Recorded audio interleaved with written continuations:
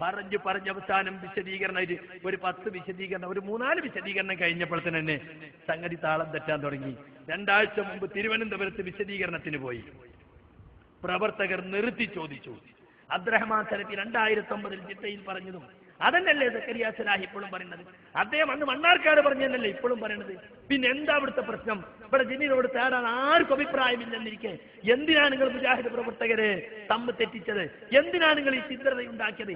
ഇല്ലാത്തൊരു വിഷയം വലിച്ചിട്ട് എന്തിനു നിങ്ങൾ ചിത്രതയുണ്ടാക്കി? പ്രവർത്തകർ വികാരത്തോടെ ചോദിച്ചു.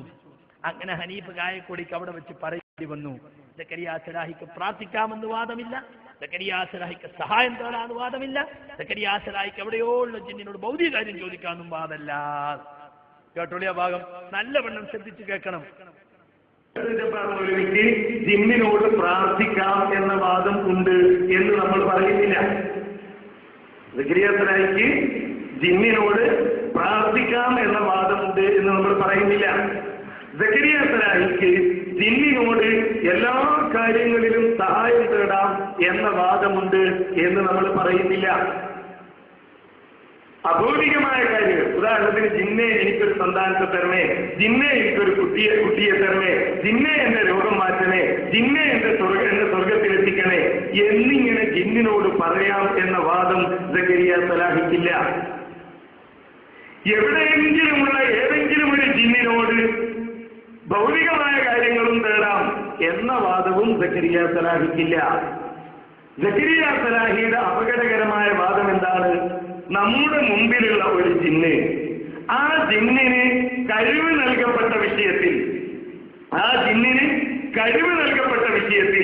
ആ ജിന്നിനോട് സഹായം ചോദിക്കുന്നത് ശിർക്കല്ല എന്നതാണ്. അവിടെ മുസ്ലിം ജിന്ന് എന്നുകൂടി ചിലപ്പോൾ കൂട്ടിച്ചേർക്കാറുണ്ട്.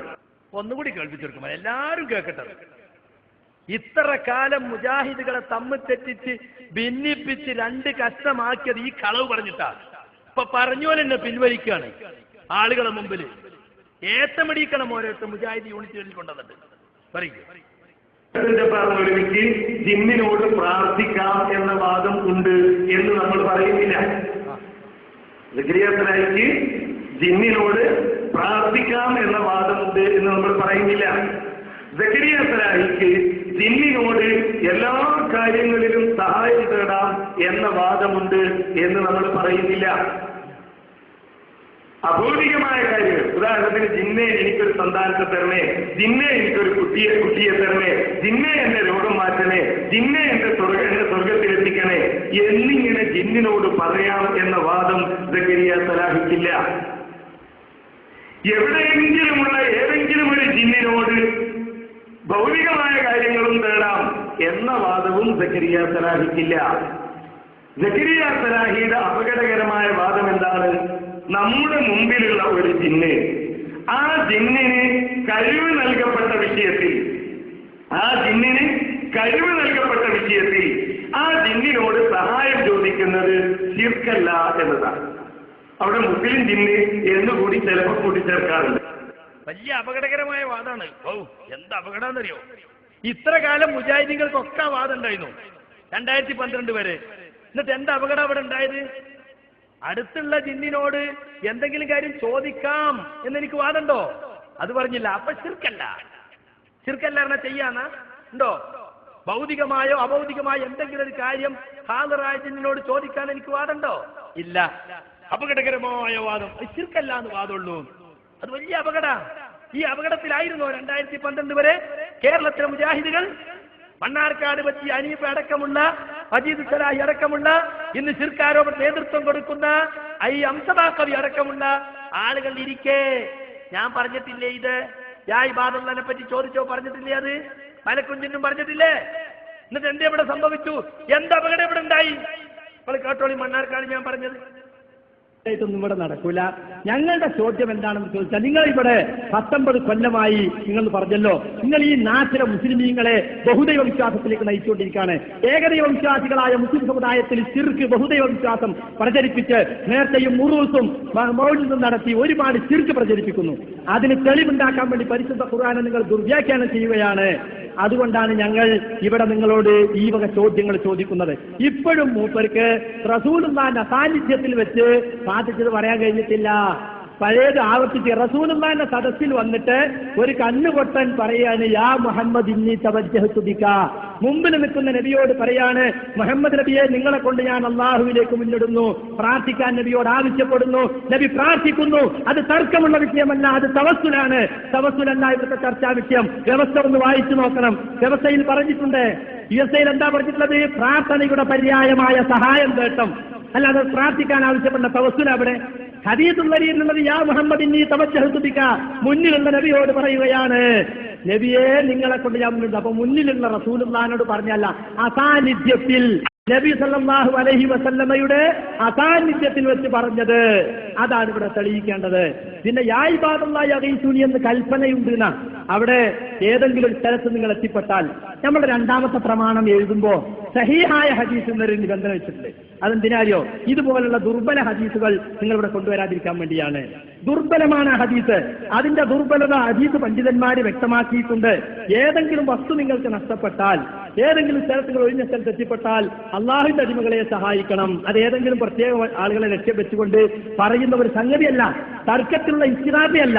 ഒരു വിജനമായ സ്ഥലത്ത് നമ്മൾ എത്തിപ്പെട്ടാൽ നമ്മളെ വിളി കേൾക്കുന്ന ആരെങ്കിലും ഉണ്ടാകുമെന്ന ഉദ്ദേശത്തോടെ ഒരാൾ വിളിച്ചു പറയുന്നതാണ് ഇബാദല്ലാഹി അഗീസുനി എന്ന്. വിളിച്ചു പറയുന്നത് ഇവർക്ക് മനുഷ്യരാരെങ്കിലും ഉണ്ടെങ്കിൽ അവർ സഹായിക്കട്ടെ, അതല്ലെങ്കിൽ ആ പ്രദേശത്തുള്ള അദൃശ്യ ശക്തികളായ മലക്കുകളോ മുസ്ലിം ജിന്നുകളോ സഹായിക്കട്ടെ എന്നതാണ്. അതാണ് ഇവിടെ യഥാർത്ഥ തർക്കത്തിലുള്ള വിഷയവുമായി ബന്ധപ്പെട്ടതല്ല. നേരെ മറിച്ച് ആ സന്ദർഭത്തിൽ നിങ്ങൾ വൈദികയെ രക്ഷിക്കണേ എന്ന് വിളിക്കുന്നതാണെങ്കിലോ അത് ശിർക്കാണ്. അത് നിങ്ങളെ തെളിവ് കൊണ്ടുണ്ട്. ഇത് ദുർബലമായ ഹദീസാണ്, സഹിഹായ ഹദീസാണ് തെളിവ് ഉദ്ധരിക്കേണ്ടത്. സഹി ആണെങ്കിൽ തന്നെ നിങ്ങൾക്ക് തെളിവില്ല, തർക്കത്തിരിക്കുന്ന വിഷയത്തിന് അതിൽ തെളിവില്ല. 2004 കേരള ജംഇയ്യത്തുൽമയെ പ്രതിനിധീകരിച്ചുകൊണ്ട് സമസ്ത കേരള ജംഇയ്യത്തുൽമയിൽ നടന്ന വാദപ്രതിവാദത്തിൽ ഞാൻ പറഞ്ഞാണത്. അതെന്റെ വാദമല്ല, കേരള ജംഇയ്യത്തുൽമയുടെ വാദമാണ്. കേരള ജംഇയ്യത്തുൽമക്ക് അങ്ങനെ ഒരു വാദമില്ല. ഞാൻ അവിടെ പറഞ്ഞത് ശിർക്കൻ വാദമാണ് എന്ന് ഇതുവരെ പറഞ്ഞിട്ടില്ല. യാ ഇബാദല്ലാഹി അഗീസുനി എന്ന ഹദീസ് ദുർബലമാണ്, അത് സംവാദത്തിൽ ഉദ്ധരിക്കാൻ പാടില്ല. ഒന്നാമത്തെ മറുപടി. രണ്ടാമത്തേത്, സഹീഹാണെങ്കിൽ തന്നെ നമ്മൾ തമ്മിൽ തർക്കത്തിലുള്ള ഇസ്തിഗാസ അതിലില്ല. കാരണം എന്താ?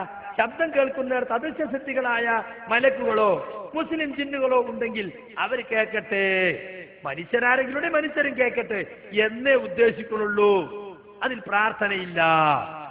ഇതല്ലേ ഞാൻ കൊടുത്ത മറുപടി? ആ മറുപടി തെറ്റാണെന്ന് പറഞ്ഞോ? അത് സഹീഹാണെന്ന് വരുത്താൻ മുസ്ലിയാരുട്ടി ഒന്ന് അലറി നോക്കി.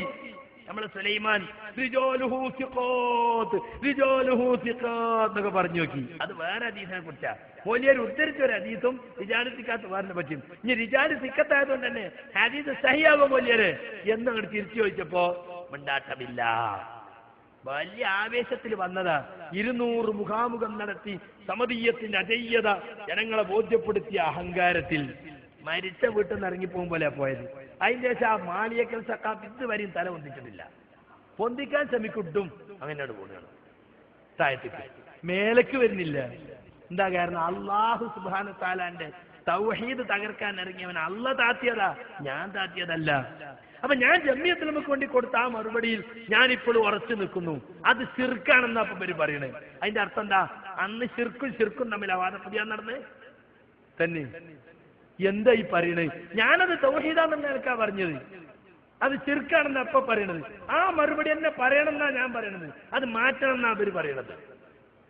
അവിടെ അദൃശ്യ ശക്തികളായ ജിന്നുകൾ, മുസ്ലിം ജിന്നുകളോ മലക്കുകളോ ഉണ്ടെങ്കിൽ ശബ്ദം കേൾക്കുന്ന പരിധിയാണ്, അവർ കേൾക്കട്ടെ എന്ന് വിളിച്ചു പറയുന്നതാണ്. അത് പ്രാർത്ഥനയല്ലാന്ന് ഞാൻ പറഞ്ഞത് ശിർക്കൻ മറുപടിയായിരുന്നു. 2012 വരെയും നമ്മൾ ശിർക്കിലായിരുന്നു എന്നല്ലേ അർത്ഥം? അമ്പലക്കടവ് പൈസക്ക് മറുപടി പറഞ്ഞുകൊണ്ട് ഇപ്പോൾ ശിർക്കാരോപണ ആ വാദവുമായി നടക്കുന്ന അനസ് മുസ്ലിയാര് പറഞ്ഞ മറുപടി കേട്ടോളൂ. ഹലോ, ആ വാദം കോട്ടിമാട്ടാണ് അദ്ദേഹം. ഒരാൾ ഒരു വിജനമായ മരുഭൂമിയിൽ അകപ്പെട്ടു. ആ മരുഭൂമിയിൽ അകപ്പെട്ടു പോയ ഒരു മനുഷ്യൻ വിളിച്ചു പറയാൻ, ആരെങ്കിലും എന്നെ സഹായിക്കണേ എന്ന് വിളിച്ചു പറയാം. അപ്പൊ അയാൾ ഉദ്ദേശിക്കാൻ, എന്റെ ശബ്ദം കേൾക്കുന്ന മലക്കുണ്ടെങ്കിൽ മലക്ക് കേട്ടോട്ടെ, എന്റെ ശബ്ദം കേൾക്കുന്ന ജിന്നുണ്ടെങ്കിൽ ജിന്നും കേട്ടോട്ടെ, എന്റെ ശബ്ദം കേൾക്കുന്ന മനുഷ്യനുണ്ടെങ്കിൽ മനുഷ്യനും കേട്ടോട്ടെ എന്ന് വിചാരിച്ചിട്ട് അദ്ദേഹം വിളിച്ചു പറയുന്നത്. എങ്കിൽ അത് ശിർക്കല്ല, അബൗദികമല്ല, കാര്യകാരണ ബന്ധങ്ങൾക്ക് അതീതമല്ല. എന്താ തെറ്റതില്? ആ വാചകത്തിൽ അതിൽ നിന്ന് എവിടുന്നാ കിട്ടിയത്? ജിന്നുകളോട് പ്രാർത്ഥിക്കാൻ എവിടുന്നാ കിട്ടിയത്? എന്താ തെറ്റതില്? ജിന്നുണ്ടെങ്കിൽ ജിന്ന് കേട്ടോട്ടെ, മലക്കുണ്ടെങ്കിൽ മലക്കും കേട്ടോട്ടെ. അത് ശിർക്കല്ല, അബൗദികമല്ല, കാര്യകാരണ ബന്ധത്തിന് അതീതമല്ല അപ്പൊ മൂപ്പര് തൗബ ചെയ്തത്രേ. മൂപ്പര് തൗബ ചെയ്തുകൊണ്ട് ഇസ്ലാഹി പ്രസ്ഥാനത്തിന്റെ ആദർശം മാറോ? ഇപ്പൊ എന്തായി? അത് ശിർക്കാണ്, അബൗദികമാണ്, കാര്യകാരണബന്ധത്തിന് അതീതമാണ്, അത് പ്രാർത്ഥനയാണ്. അപ്പൊ ഈ കാസറ്റ് പിൻവലിക്കണം, എന്നിട്ട് SKSF ഓഫീസിൽ പോയി കുമ്പസരിക്കണം അല്ലേ? ഇതാ ഇവിടുത്തെ പ്രശ്നം. ഇതാ സക്കരിയ ഒപ്പിടാൻ പഠിച്ചു, സക്കരിയ ശിർക്കാന്ന് പറയാൻ തയ്യാറാണില്ല എന്നൊക്കെ പറഞ്ഞത്. അത് ഏതിനെ പറ്റിയാ? ഇതിനെ പറ്റിയാണ്.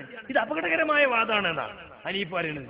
ഈ അപകടകരമായ വാദം അപ്പം പറഞ്ഞത് ഈ മുസ്ലിയാർ വന്നിട്ട് പുളിക്കിൽ വന്നിട്ട് കളിയാക്കുക. സക്കരിയ സലാഹി പറഞ്ഞ റേഞ്ചിനകത്തുള്ള ജിന്നാണെങ്കിൽ ശിർക്കല്ല, റേഞ്ചിന് പുറത്താണെങ്കിൽ ശിർക്കാണ്. ഇതിപ്പോ എന്താ പറഞ്ഞത്? ഇത് റേഞ്ചിനകത്തോ പുറത്തോ? ജിന്നുണ്ടെങ്കിൽ ജിന്ന് കേട്ടോട്ടെ, റേഞ്ചിന് അകത്താണോ? മലക്കുണ്ടെങ്കിൽ മലക്കും കേട്ടോട്ടെ, മലക്കും റേഞ്ചിനകത്താണോ? അല്ല ശിർക്കല്ല.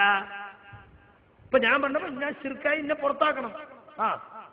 എന്തൊക്കെയാണ് എന്നെ വിളിച്ച് പറയണത് ഇപ്പൊ എന്നറിയോ? മംഗലാപുരത്ത് വന്നിട്ട് പിന്നെ പണ്ഡിതൻ പിഴച്ചാൽ നായയെ പോലെയാന്ന് ഖുർആൻ പറഞ്ഞിട്ട് നായത്തോതി സക്കരിയ മൗലവി